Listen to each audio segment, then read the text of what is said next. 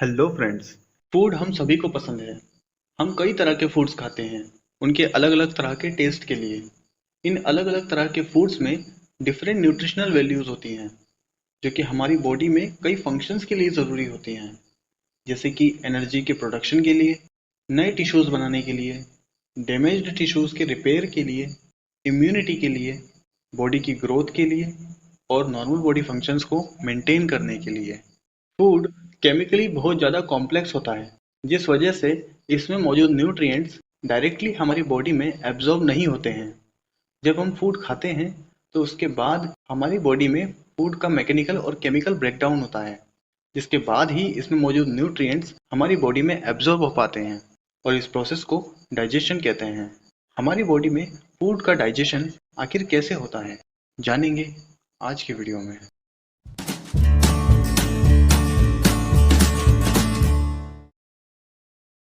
Food को digest करने के लिए हमारी बॉडी में ऑर्गन्स का एक सिस्टम होता है, जिसे डाइजेस्टिव सिस्टम कहते हैं। डाइजेस्टिव सिस्टम में ऑर्गन्स के दो ग्रुप्स होते हैं, एलिमेंट्री कैनाल या जिसे गैस्ट्रो इंटेस्टाइनल ट्रैक्ट भी कहते हैं, और असेसरी ऑर्गन्स। एलिमेंट्री कैनाल एक लॉन्ग ट्यूब की तरह होती है, जो माउथ से शुरू होकर एनस तक जाती है।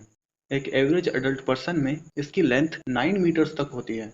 एलिमेंट्री कैनाल की लेंथ में कई ऑर्गन्स होते हैं, जैसे कि mouth, pharynx, esophagus, stomach, small intestine, large intestine, rectum, anal canal और anus।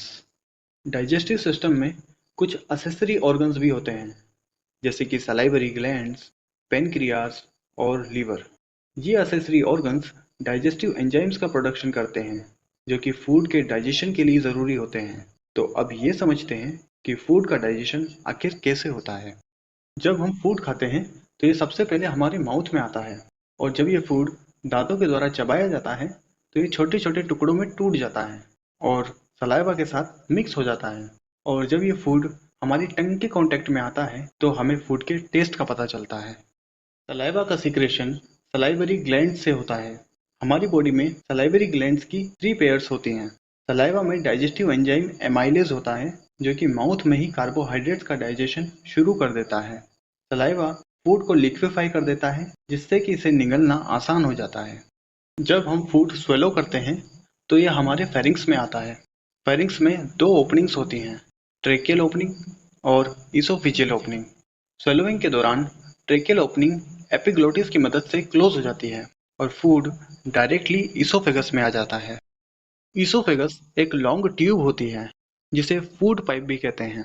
इसमें होने वाले पेरिस्टाल्टिक कॉन्ट्रैक्शंस की मदद से फेरिंक्स से आने वाला फूड स्टमक तक पहुंच जाता है।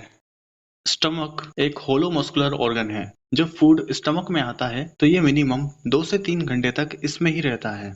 इस दौरान स्टमक में होने वाले पेरिस्टाल्टिक कॉन्ट्रैक्शंस की वजह से फूड और छोटे छोटे पार्टिकल्स में टूट जाता है। इसी के साथ गैस्ट्रिक ग्लैंड से गैस्ट्रिक जूस का सिक्रेशन भी होता है। गैस्ट्रिक जूस में हाइड्रोक्लोरिक एसिड और पेप्सिनोजेंस होते हैं। हाइड्रोक्लोरिक एसिड फूड में मौजूद माइक्रोब्स को डिस्ट्रॉय कर देता है और पेप्सिनोजन को पेप्सिन में बदल देता है। पेप्सिन एक डाइजेस्टिव एंजाइम होता है, जो कि प्रोटीन का डाइजेशन शुरू कर देता है। लंबे समय तक स्टमक में रहने के बाद फूड पाइलोरिक स्फिंक्टर को क्रॉस करके धीरे धीरे स्मॉल इंटेस्टाइन में आने लगता है। एक एवरेज एडल्ट पर्सन में स्मॉल इंटेस्टाइन की लेंथ 5 मीटर्स तक होती है। ज़्यादातर फूड का डाइजेशन और एब्जॉर्प्शन स्मॉल इंटेस्टाइन में ही होता है। स्मॉल इंटेस्टाइन में 3 तरह के डाइजेस्टिव जूसेस होते हैं। इंटेस्टाइनल जूस, जो इंटेस्टाइनल ग्लैंड से सीक्रेट होता है। पेनक्रियाटिक जूस, जो कि पेनक्रियास से सीक्रेट होता है। और बाइल, जो लिवर से सीक्रेट होता है। इन जूसेस में कई तरह के डाइजेस्टिव एंजाइम्स होते हैं, जो कि कार्बोहाइड्रेट्स, फैट्स और प्रोटीन्स का डाइजेशन करते हैं। कार्बोहाइड्रेट्स का डाइजेशन पेनक्रियाटिक जूस में मौजूद एमाइलेज और इंटेस्टाइनल जूस में मौजूद सुक्रेज, माल्टेज और लैक्टेज करते हैं। फैट के डाइजेशन के लिए बाइल पहले फैट का इमल्सिफिकेशन करता है, जिसके बाद पेनक्रियाटिक जूस में मौजूद लाइपेज फैट का डाइजेशन कर देते हैं। प्रोटीन्स का डाइजेशन पेनक्रियाटिक जूस में मौजूद ट्रिप्सिन, काइमोट्रिप्सिन और इंटेस्टाइनल जूस में मौजूद पेप्टिडेजेस करते हैं। डाइजेशन के बाद ज़्यादातर न्यूट्रिएंट्स स्मॉल इंटेस्टाइन में ही एब्जॉर्ब होते हैं। स्मॉल इंटेस्टाइन के सरफेस पर छोटी छोटी फिंगर लाइक प्रोजेक्शंस होती हैं, जिन्हें विलाई कहते हैं। ये विलाई स्मॉल इंटेस्टाइन के सरफेस एरिया को बहुत ज़्यादा बढ़ा देती हैं, जिससे ज़्यादा से ज़्यादा न्यूट्रिएंट्स का एब्जॉर्प्शन हो पाता है। एब्जॉर्ब होकर ये न्यूट्रिएंट्स हमारे ब्लड में पहुंचते हैं और ब्लड के साथ सर्कुलेट होकर बॉडी की एक एक सेल तक पहुंच जाते हैं। जो फूड हम खाते हैं वो कभी भी पूरी तरह से डाइजेस्ट होकर हमारी बॉडी में एब्जॉर्ब नहीं होता है। जो फूड स्मॉल इंटेस्टाइन में अनडाइजेस्टेड रह जाता है वो लार्ज इंटेस्टाइन में आ जाता है। लार्ज इंटेस्टाइन की लेंथ एक एवरेज एडल्ट पर्सन में 1.5 मीटर्स तक होती है।